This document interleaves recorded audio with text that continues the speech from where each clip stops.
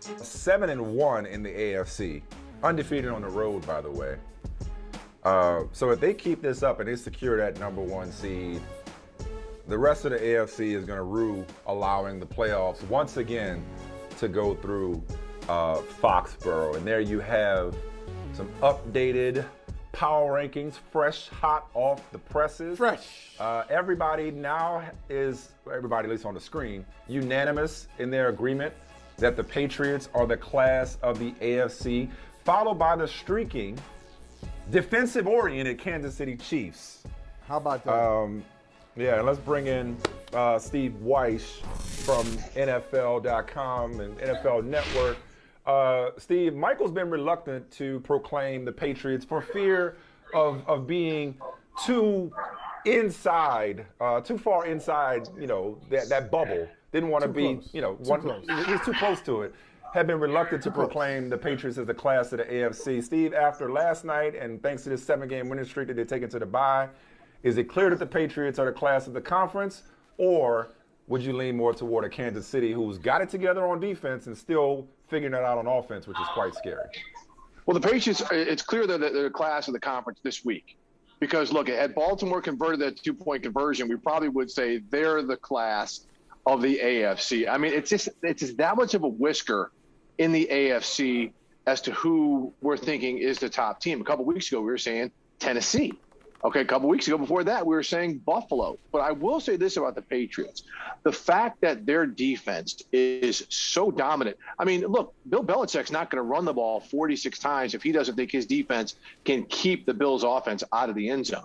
I mean, look at those last 2 Buffalo drives where Matt Judon gets the sack to push a field goal attempt well off.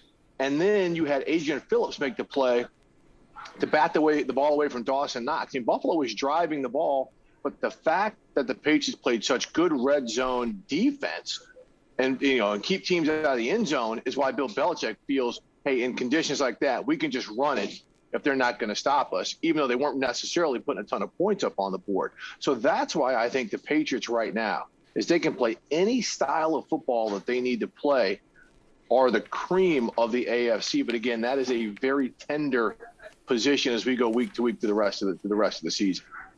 Well, no matter what happens this week, this, when they come off their bye, they're still number 1 in the AFC in terms of seeding. Go ahead, Michael.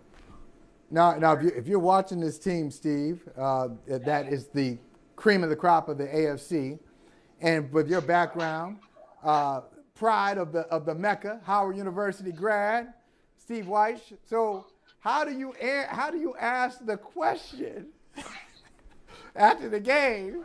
You got Micah Hyde and Josh Boyer sitting there.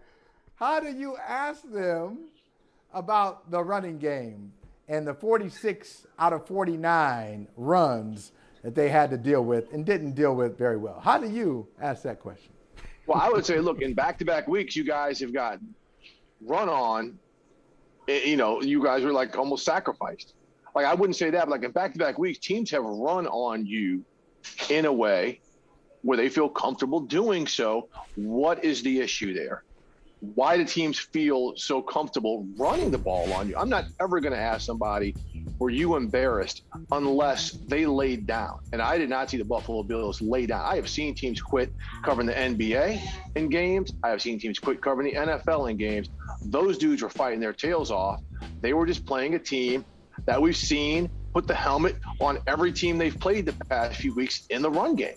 But in terms of Buffalo, this is something that's been kind of consistent over the past few weeks in their losses. So I'm taking it from that angle. I'm not going to say, oh, were you embarrassed that they did this? I've seen teams give up 400 yards and 14 points. It's just, the NFL now is not playing between the 20s. The NFL is red zone offense, red zone defense, and turnovers. They gave up 14 points. And I'm glad Micah Hyde said that. Yeah, but you haven't seen teams face 3 passes. You haven't seen it. I'm sorry, you just haven't seen it. No, You're too young. Haven't seen it. Bro, man, when I was playing ball in Missouri, I was in the Big 8, man. And we threw 3 passes a game. Big 8. That was considered kind of the average. So you are telling me nothing. But when it comes to that, I'm not asking these kids, are you embarrassed? I'm not asking anybody that unless it is an effort where clearly somebody threw in the towel, and was just collecting a paycheck the rest of the game. The first way you asked it, what are opponents seeing? Bill Belichick would say, well, you have to ask them. He'd take that question. I'm not asking. I'm Bill Belichick. You're going to get that. And you can ask Bill Belichick if you're embarrassed. He's going to give you one. You have to ask them. Yeah. You're talking to Mike. I mean, look at Micah Hyde and knowing these guys too. And that's another dynamic that's lost in the soundbite. The press corps knows Micah Hyde and Poyer and the same. And those are two stand-up dudes. I've known Micah Hyde. He was at Green Bay. He's one of the most impressive dudes you will ever meet. So he was probably like you said at the end, like, I give it up to you guys every week, and you're going to come at me like this after we just played a tough game that we barely lost. Why don't you talk to the offense who only put up 10 points? Why are you asking me if we're embarrassed? That's probably come on. Since we have in journalism class, let's go to a story that the Panthers tried to bury by dropping it after kickoff on Sunday during their bye week, and that's the firing of offensive coordinator, once upon a time wonderkind offensive coordinator Joe Brady. What does that say about Matt Rule's program with the Panthers, his standing in Carolina? And part B, I'm asking a two-part question. I'm going to break a rule, Steve. Two-part question is, what's Joe Brady's future? Once upon a time, he was the next big thing.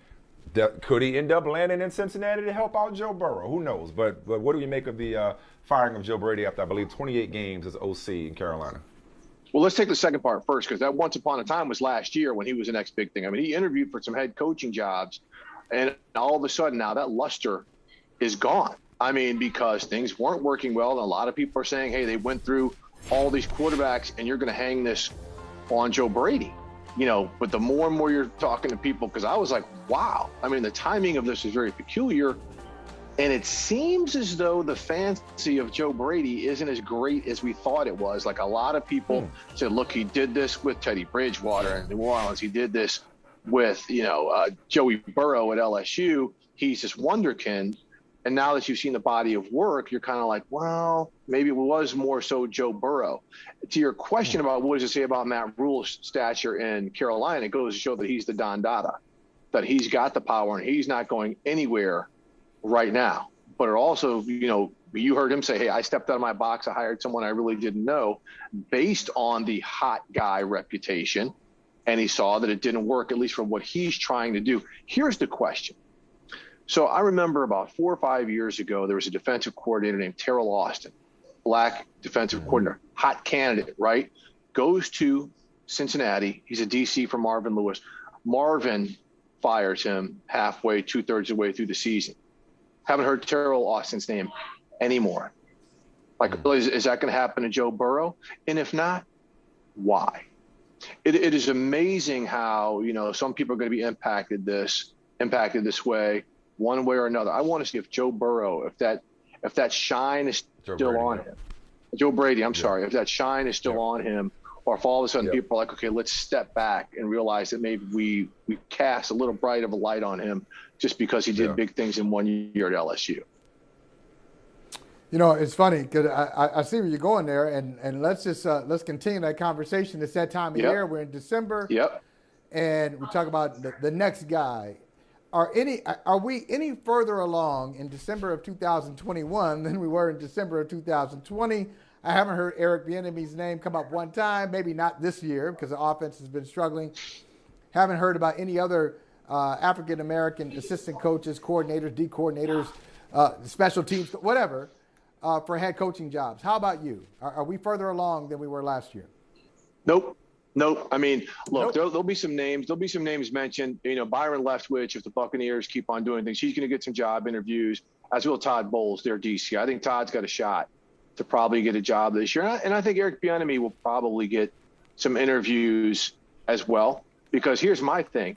If you're going to say that Eric Bieniemy is not a great coach because he wasn't calling plays and that's how come you didn't hire him, he's still not calling plays and that offense didn't work. So is that going to be held against him?